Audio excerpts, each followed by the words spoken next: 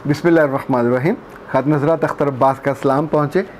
ज़िंदगी का कुछ हिस्सा जंगलों जैसा है और वो भी जानवरों से और कांटों से, बबूल के कांटे हों या कीकर के कांटे हों, रंग बिरंगे कांटों से भरा हुआ है। जो आज का सवाल है वो भी उन जानवरों के रवैये और कांटों से जुड़ा हुआ है कि जिनका इंसानों से वास्ता पड़ता है तो बहुत दुख देते हैं, बहुत तकलीफ़ उनकी होती है। ये सवाल चूँकि बहुत दूर से आया है तो अभी हम देखते हैं सवाल, फिर उसका जवाब देते हैं। जी शुएब साहब। सर, ये ऑस्ट्रेलिया से मोहसिन अली का सवाल है कि मैं पीएचडी कर चुका हूँ, शानदार जॉब है ऑस्ट्रेलिया में, 18 साल हो गए हैं, वापस नहीं आना चाहता, कभी गया भी नहीं हूँ, सिर्फ़ इसलिए कि मेरे वालिद और ख़ानदान मिरासी कहलाते हैं और मैं वापसी पर भी बाइज़्ज़त नहीं रहूँगा, मिरासी ही कहलाऊँगा। वालिदैन उम्र के आखिरी हिस्से में हैं, बहुत रोते हैं, तरले मिन्नतें करते हैं, क्या करूं? वहां जाकर लोगों के दिल दुखाने वाले जुमले, तंज भरी आवाज़ें और तबसरे मुझे बहुत तकलीफ़ देंगे।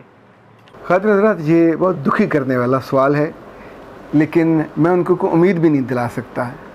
मैं मायूसी की बात नहीं कर रहा, पर हकीकत यही है कि हमारी सोसाइटी में दो तबके हैं। एक शहरों का तबका है, एक गाँव वाला है।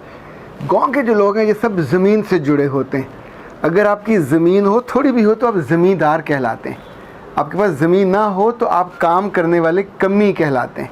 कमदार होंगे, कमी होंगे, और ये जो काम करने वाले हैं ये बेवकूफ़ लोग होते हैं। ये चाहे वो नाई हो, चाहे वहाँ कसाई हो, चाहे ये जुलाहे हों, चाहे मिरासी हों, इन्होंने लोगों के साल के बाद जो दाने होते हैं उनकी खुशी गमी में जाके काम करेंगे।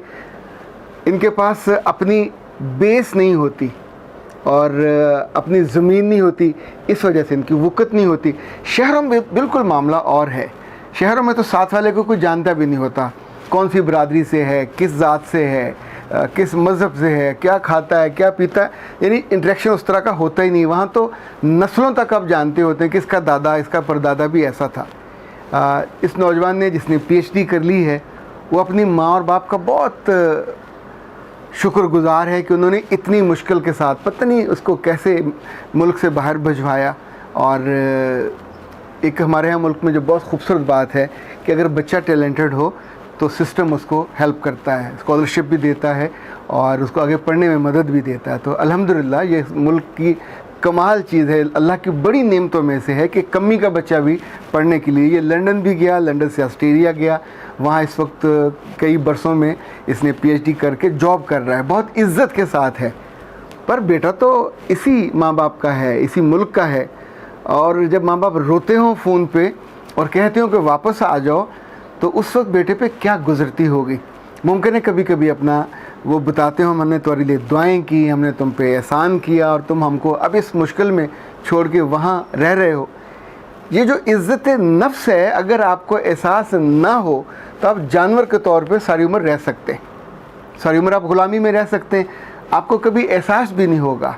पर जिस लम्हे आपके दिल में इस खूबसूरती का पौधा जन्म ले लेता है और आपको अपनी इज़्ज़त का एहसास होने लगता है, इज़्ज़त नफ्स का, सेल्फ़ रिस्पेक्ट का, तो उसके बाद आपको फिर कोई और चीज़ उसके मुकाबले पे जचती भी नहीं है।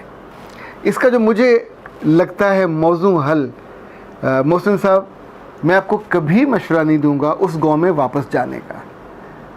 आप ऑफ एंड ऑन अपने घर वालों को पैसे भिजवाते होंगे, आपके और बहन भाई भी होंगे, मुमकिन है आपके कुछ और दोस्त भी हों जो आपके साथ पढ़े हों और जिनके साथ आपके अच्छे ताल्लुकात हैं। मुझे आपसे बात करके भी बहुत अच्छा लगा था, आपकी आवाज़ और आपका जो मैनरिज़म था, आपकी आवाज़ में जो एक ख़ास तरह का कॉन्फिडेंस था और जितने आप लाइव थे, मुझे वो भी बहुत अच्छा लगा था। तो आई विश कि आप 2-3 काम कर लीजिए, अपने किसी दोस्त से बात कीजिए और किसी बड़े शहर में, अपने गांव से दूर किसी बड़े शहर में मौजूद सी जगह पे अपने वालिदैन को घर ख़रीद दें और फिर अपने वालिदैन को वहाँ से शिफ्ट कराइए, वो वहाँ पे आ जाए। आपके जो बहन भाई हैं वो वहाँ स्कूलों में या जो भी करते हैं वो वहाँ काम शुरू कर दें, तो फिर आप वहाँ आएंगे तो वहाँ कोई आपको जानने वाला नहीं होगा। एक बात याद रखिएगा, इस ख़ानदान में पैदा होना गुनाह नहीं है। इस ख़ानदान में पैदा होने के बाद ही रब ने आपको अहलियत की बुनियाद पे या आपकी मेहनत की बुनियाद पे आपको ये मुकाम और मर्तबा दिया। रब का शुक्र नहीं छोड़ना। अब ये स्ट्रेटजी है कि सोशली जो नॉर्म्स हैं, जो सोशली हमारी अजीब तरह की बाज़ दफ़ा बाइंडिंग और ओवरलैपिंग होती है, ये हमको तंग करती है। इसका मुकाबला नहीं किया जा सकता। आप जब भी चौधरी से या वह किसी घर भी मिलने जाएंगे, सूट पहना होगा, अच्छे कपड़े पहने होंगे, तो सिर्फ जो नज़र आप पे पड़ेगी मुस्कुराहट की होगी। इस मुस्कुराहट में खुशी नहीं होगी, इस मुस्कुराहट में रश्क भी नहीं होगा। इस मुस्कुराहट के पीछे वो जुमला होगा, रसिया ना मुंडा ही है ना, कमियां ना मुंडा ही है ना, बन गए थे की होया।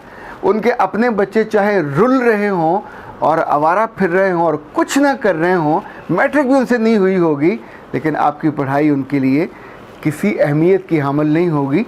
अच्छा, अगर उनका दिल मान भी ले कि आप बहुत अहम हो गए हो, पढ़ लिख गए हो, दानिश्वर हो गए हो, कामयाब हो गए हो, तब भी वो मानना नहीं चाहेंगे। आप पे गुस्सा नहीं निकलेगा। आपके माँ और बाप को वो जलील करने का कोई मौका ढूंढ लेंगे। उनको आपकी मौजूदगी में पैगाम्बर आएगा बुलाने के लिए, आओ और फला काम करने वाला, और काम भी को घटिया दर्जे का होगा जिसमें लेट डाउन होने की एक कैफियत होती है। ये इंसानों के अंदर मिजाज पाया जाता है, और ख़ास तौर पे वो लोग जो ज़मीन से जुड़े हुए होते हैं।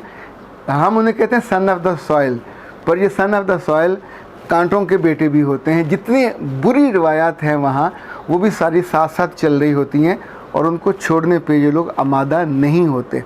तो उनका कमी उनके बाप दादा से पुश्तों से चल रहा होता है।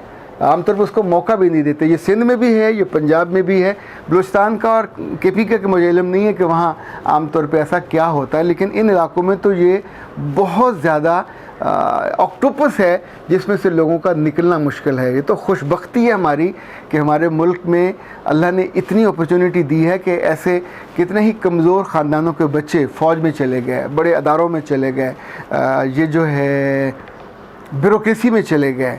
मैं एक बच्चे को जानता हूँ कि जो बोर्ड का चेयरमैन बना, जो गांव के होते थे वो तंजन कहते थे, जुलाया ना मुंडा है ना जी। अच्छा, इस सारे मामूल का कोई ताल्लुक़ इस्लाम से नहीं है, ना इस्लामी रवायत से, ना इस्लामी रिवाज से, ना इस्लामी तहज़ीब से।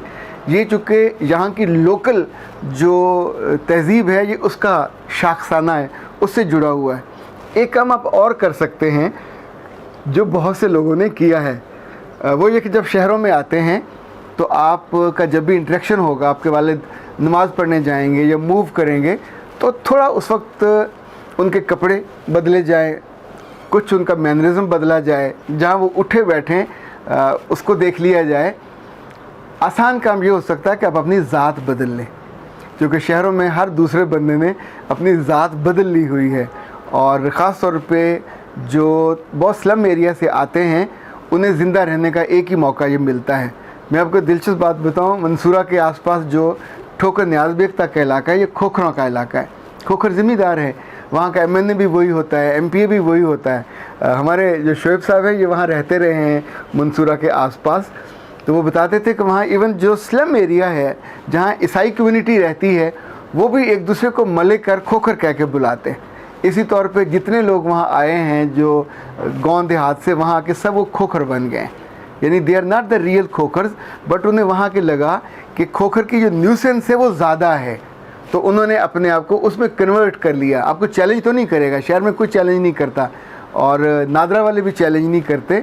सो इस पे आप एक ऑप्शन मैं आपको बता रहा हूँ, हंसते हुए और मुस्कुराते हुए, करने मत बैठ जाइएगा। कुछ लोगों ने मेरे मशवरे के बिना ही इस पे अमल किया और ये कर गुजरे, पर आपको मैं मशवरा नहीं दे रहा, सिंपल एक सॉफ्टवेयर नोट के तौर पर बता रहा हूँ। अख्तर अब्बास को इजाज़त दीजिए। अस्सलाम वालेकुम।